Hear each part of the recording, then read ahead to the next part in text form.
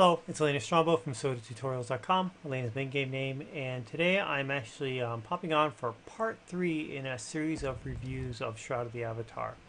We're far enough along in the game, in the development cycle. At some point here in the year, there's a goal to get the product out for release. I've been playing the game for over a year, and formulate enough of my own opinions on what I like about the game, what I don't like, what I'm hoping to see, and whatnot.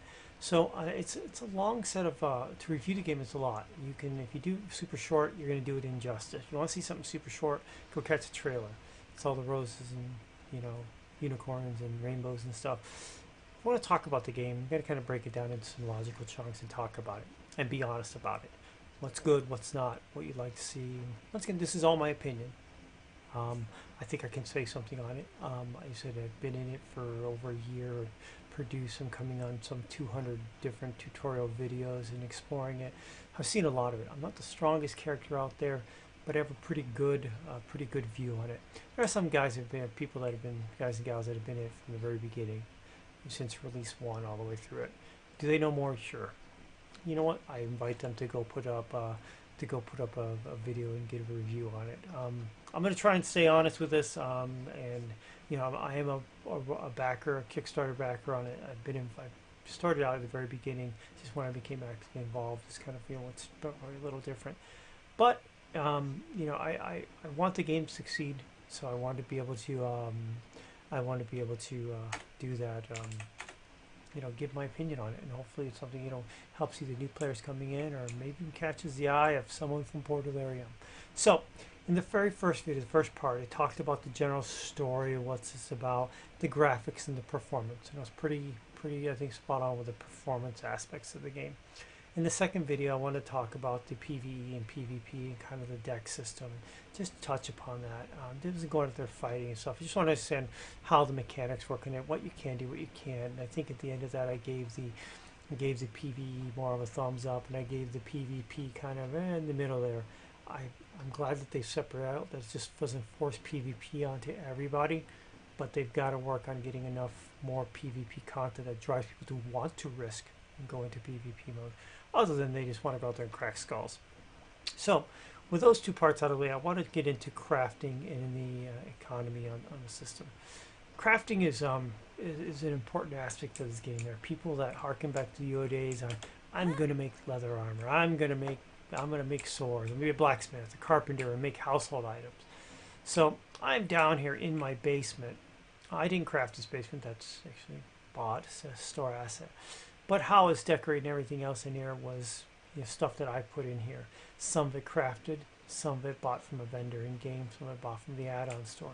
All these chests and trunks and stuff are all crafted by me. The banners are crafted by me. All the you think of the torches and the trophy heads out there, crafted by me. The bookshelves crafted by me. These are actually bought from NPCs in the game. These are mechanical things, the crafting tables, which you go and do. This was a store add-on. It allows me to get to my bank from inside my house versus having to get out of my house and go to a bank there. This thing, ornate, pretty looking thing, was actually a store add-on. You can craft your own, but it doesn't look as fancy on it. So there are definitely things that are aspects of the game that are really cool. And this is where I think it actually touches a lot back to UO and Ultima Online, and sometimes surpasses it. If you think about crafting, it's really about three levels that the game focuses on: gathering, refining, and then pure on crafting, making. Gather. You got to gather stuff to build it. If I'm going to make metal, I need ore. Got to go gather ore. If I'm going to do woodwork, I got to grab some wood. I got to go chop down trees and get wood. I'm going to get cotton. Got to grow cotton bushes and harvest cotton. Get raw cotton. Whatever it is. I'm going to cook. I'm going to be a cook. Go kill some things, get some carcasses. You got to start out with a carcass of meat. Then you can get into things like refining. So I can take the ore, go over to like this, a smelting table, and actually put the ore on there along with some other components and make that into ingots, something usable. I could go over to the butchery station and take, like in here, I've got a whole boatload of meat that's ready to be chopped up. Bear carcasses, cow, duck, pig, rabbit, sheep, some fish, wolf. I could take this meat, put it on the table, and chop it up and get meats that I can use in cooking. Cotton. I can take cotton and put it on the loom here and basically turn it into thread and into yards, fabric, and whatnot. Animal hides, I can put them on here and tan them and turn them into leather. Wood, set on this milling station, create that and put that on there and turn wood into timber and boards and stuff that's usable. Very in-depth system on it, lots of different components. If you think about what it takes, if I want to take some ore and actually make an ingot, hopefully see if I got enough on here. I got some iron ore, so I'm going to take these 8 iron ore. I'm going to take some coals, I need that as a fire. I need an ingot mold, something to shape it into. And I'm going to take some, I got metal scraps, I should. Let me take about, I don't know, 50 of those. Oh wow, I forgot I have all my loot in here. Let's do this a little bit different here. Gotta clean this up so it's easier to see it if I don't have all my loot out. I was out adventuring, and when you're adventuring, you seem to get a lot of stuff. I have a whole video on me being meticulous about organizing my stuff. And I'll go down here, I want my metal scrap, ingot, coal, or metal scrap. The rest of it can go to this loot bag. Ta-da! Out there. So, if I want to make an ingot, I got to take some ore, I got to take some coal set on fire, I got to take the mold, and metal scrap is something I thought was interesting that they've introduced in the game. Here I go onto this table, and it pops up. I can actually search for ingot, iron ingot. So I've got meteoric, white iron, this is just regular iron. If I want to make an iron ingot, I need 1 chunk of coal.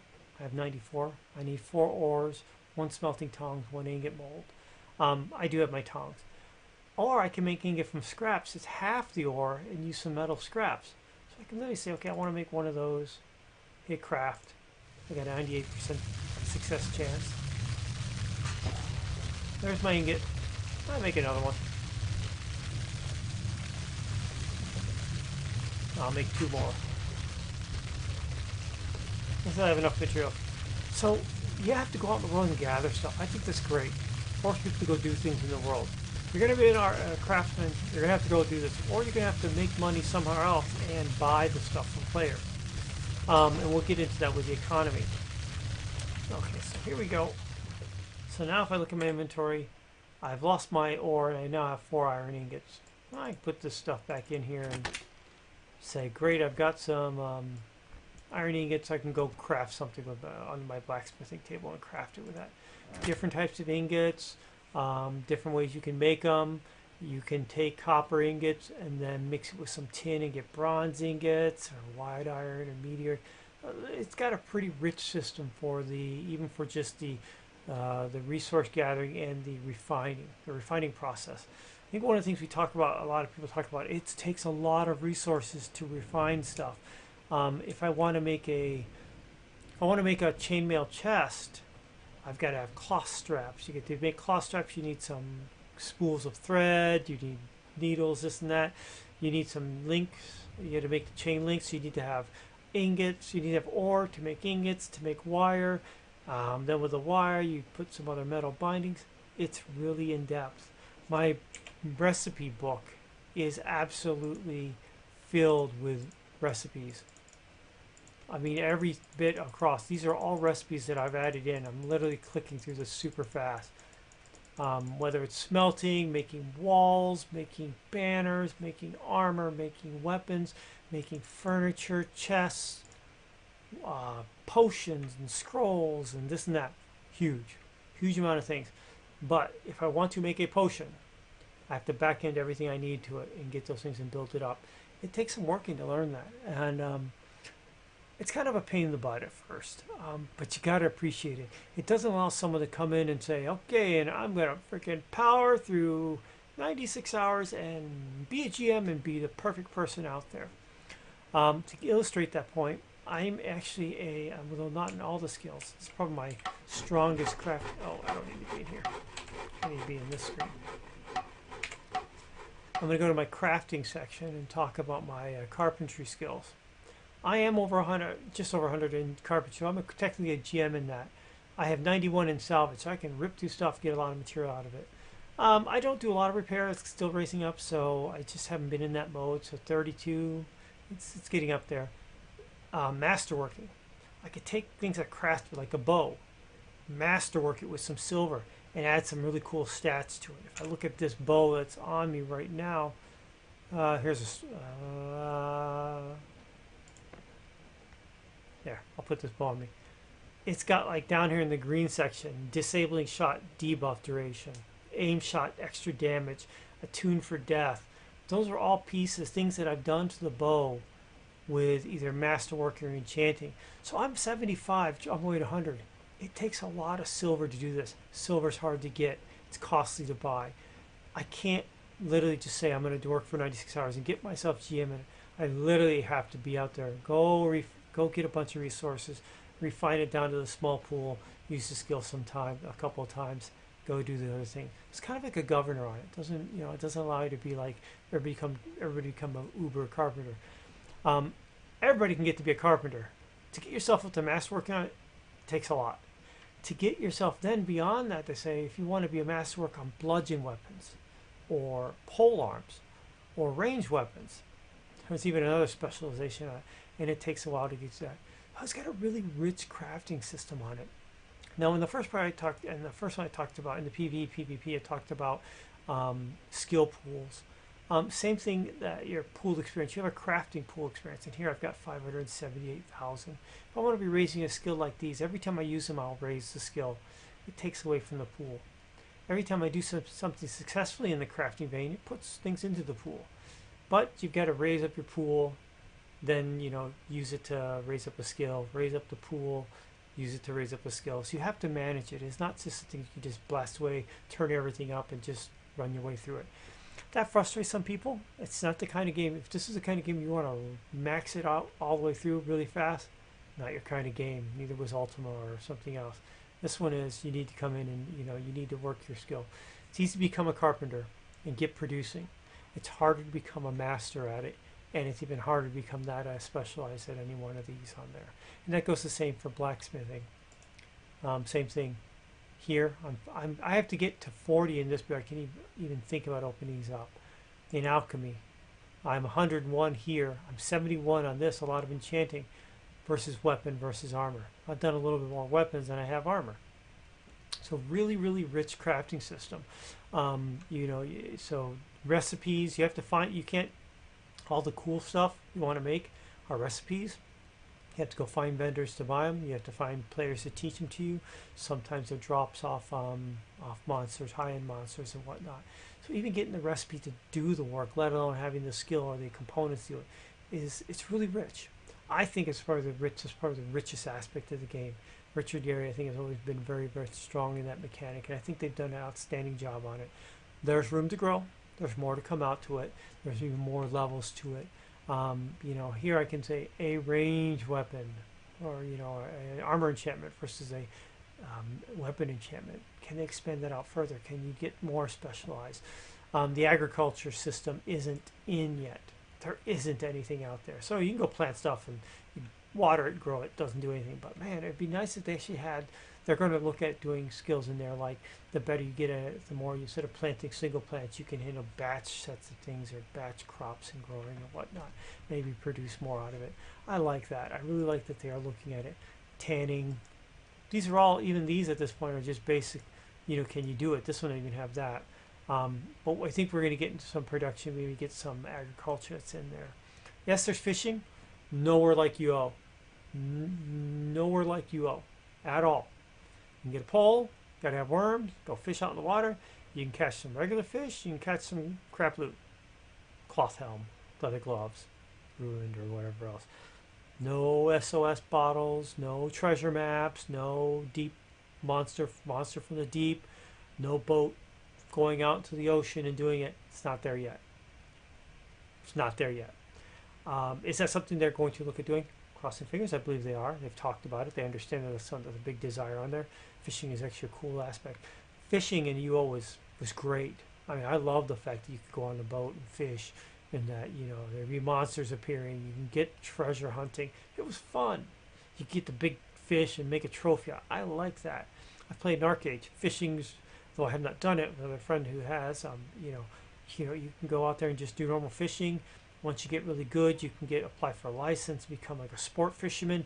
You catch a big fish, you literally have to work it and have like things. You're literally like a mini game. You pull them in, let them out, left, right, do this, do this, do this for a long time, get them in. Then you can sell it for a lot of money. Really involved fishing systems. They need to get that in here. Gathering, everything else is all pretty good. I think the basics are there. Your tailoring, your carpentry, your alchemy, your blacksmithing, and your cooking. Cooking is important. Cooking generates food. Food generates food buffs. Helps you regain your hit points and focus and that kind of stuff. So, yeah. So overall, pretty darn good. Is it an A plus? No. It's I still think it falls in that. I'll give you that B to B plus range because there are some missing pieces in there. I really want to see things like the fishing and stuff pieces added out. They've got to get something refined in with agriculture, which hopefully they're doing before the release. If not, it should be on the T-Loose on it. They've got to get something going on with the agriculture. And then they've probably got to get something that maybe extend out even the food outside of just producing food. Something a little bit more better. I mean, I'd be happy if they made house decoration out of food. So if I cooked a pie, I could put it on the table. Whatever. So let's talk about the economy. Economy is really interesting. They're hyper-focused on the economy, not wanting it to blow out. And they're keeping an eye on, and it's kind of like, a real-life economy. You want to put in places where you can have gold sinks where gold is being used, and you want to quell any spots where that are really generating too much gold, causing inflation. And there's a balance. So a lot of this time has been working on it. And there have been a couple of gaps here and there, but they're working on tying down that economy. First part, let me close off with the crafting. The best stuff in the game, and they'll say this verbatim, the best stuff in the game to use as a character are crafted by the characters, the people. This entire suit of armor is crafted by me. This bow is crafted by me, by Elaina Strongbow. This ring, that is an artifact drop, and I'll talk about that one. This is crafted by me. All these things are all crafted by me. This cool set of bone armor, which is pretty difficult to get to, is crafted by me. Plus 11, earth attune, got strength of earth power. It's a cool piece. This bow, crafted by me. So the best things in the game for players, armor or weapons, are crafted by the players. We work up those skills to enchant and to masterwork them, to add stats to them. You don't get those off of a monster. You don't go fight the big dragon to get that. Now what you will get from things like a dragon or a big troll, parts. If I wanted to make this chest piece, I need a troll rib cage and a troll hip bone, I believe. Those are expensive to get. They're hard to get. It's hard to go kill them. I have to go kill those guys to get it. Once I get it, then I got to go and craft it myself, or give it to someone who does know how to craft it. Or it's used in a really fancy food or a very expensive potion. So there is a reason to go for the big bosses, but it's to fuel the crafting system, which I think helps out in the economy. It's not like you can go out there and get a, UO stuff, +5 vanquishing sword, blah, blah, blah, undead slayer, silver, this or that. Those things are reserved for the game. So the economy. It's definitely more difficult to make money in this game. They have a couple of places you can make it and enough to survive on. But if you're talking about making money, a lot of money, you're really going to get into selling things. How you sell things. There are vendors, public vendors out there. There are, you can sell in the city with limited things. Or if you have homes, you can put it on private vendors or commission-free vendors. It just changes how much it costs you to sell. But there are player vendors and there are public vendors you can use. The thing is, what sells? I can't get a pair of leather gloves and just sell it. What are people going to buy? Especially right now, it's going to be different when it gets released. There'll be a lot of new people and there might be buying more stuff. What really sells the most, as I talked about the crafting system, the resources are, you have to get a lot of resources. Resources are the #1 seller. I go out, I mine 1,000 silver ore. I can sell it pretty much in a heartbeat for 6,000 gold pieces. All day, every day. People need it. They're like me that want to pay. Yeah, give me here's 6,000 gold. I'll get that some other else. I'll go. I need it to raise my craft. Pure materials, ore, wood, specialty metals. They're all in there to drive it. It's something you can make a lot of money on in the game, and people are always in need for it. You can put that on public vendor or private vendors. They're there.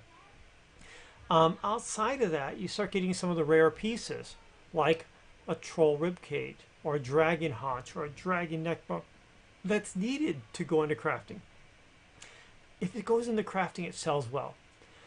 Then we have things like, there are certain things like artifacts. Like this will drop very rarely off of a very high level monster. Gives me 10% plus on my multi-shot damage and 10% rapid fire damage. But I lose minus 40 of my ammo scavenger. My ability to reclaim arrows out of there. I don't care, arrows are cheap, so I'll take it. That's an artifact. If you find that on a character, you can turn around and sell that for, this could sell for 200,000 gold. You know, I don't know if that's the right price, 100,000, 200,000 gold. Out there very easily. So these things are stuff, if you're at a more advanced level and you can go out and generate and do the kills and get the stuff, then you can go off and sell these. If I look at it like here, let me open up my bank box here. I probably have one other one or something. I've just gotten to the point at the level where I can actually start getting that kind of stuff. Like, here's a dragon bone throne. It's a big dragon bone chair, throne. I've been able to get those for a while. They sell for 400 or 500 gold. I collect them and sell them. Here is a thunder branch. My friend Core had gotten this off. We were with him over there. He showed us, he actually gave this to me. It was nice of him. I'm sure he's got a ton. It's a special artifact branch. It says static electricity emanates. 10% intelligence, or 10 plus intelligence, plus 25 air attunement, minus 25 fizzle chance.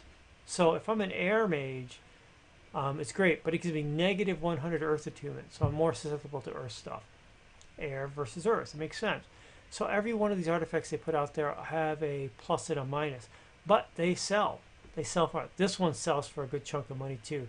This is one of 8 rings. If you collect all 8 rings and put them together in a chain, it's a really, really super powerful thing for mages. It's hard to get these rings.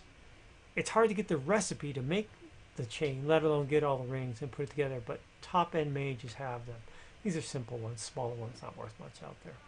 So, yeah, so the economy is there. You can actually, if you want to make money, selling resources is the best way. Selling artifacts is really good, but you have to be at a higher level. You can make your way selling crafted stuff. If I go out there and start putting crafted bows, you know, I could put a bunch out there. It's probably a little bit slower, but it's harder for people to determine the pricing because I may make a bow, it costs me this amount of resources to do it, but it took me that amount of resources to make because a lot of failures and whatnot. You know, bows could be anywhere from, you know, a couple of hundred to a couple of thousand to 30,000, 40,000, depending on what it is. So you can do it, but you really have to, don't try to be a jack of all trades. You can do that. So there's a good balance in the economy. People are buying stuff. People are doing it.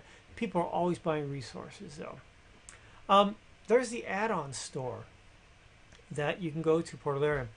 There's nothing in the add-on store that you have to have in the game to play the game. Nothing. Now, what they do differentiate is they make ornate things. So like this display table, I can make a display table that is standard wood looks, you know, whatever else. Or I could buy this one that's all fancy. I bought this one. I liked it.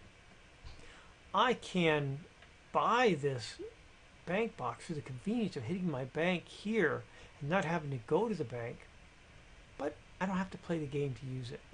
This mailbox I crafted. It's a simple wood mailbox. They have a fancy metal one, black and gold. You could, you know, use that one. One's pretty and you paid for it, one isn't. You know, they really do separate it out. Now there's gold. I mean, inside the game, I've got like 3,000 gold on me. That's all the gold I have on me. Period. I don't have any more story. That's it. Inside the game, there's something we saw here called kodos.